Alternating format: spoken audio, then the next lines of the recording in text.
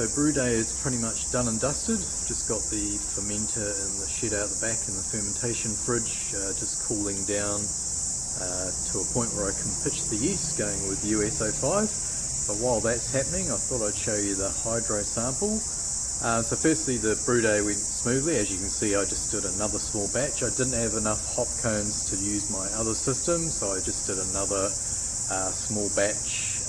Just wanted to get as much flavour as I could out of the hops, and I thought if I spread them too thin that wasn't going to happen. So anyway, here's the hydro sample.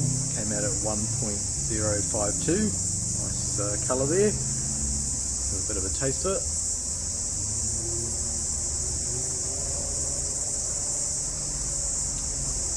As you would expect, sugary wort, but there's a good level of bitterness there.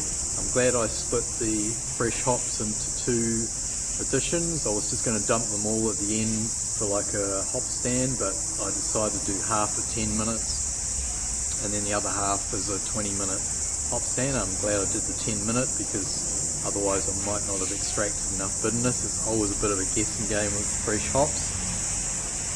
So yeah, happy with the taste of that. So we'll keep our fingers crossed. If I have more hop cones that sort of develop and form in the next week or so, I may add those in as like a wet hop, just in the last few days of fermentation.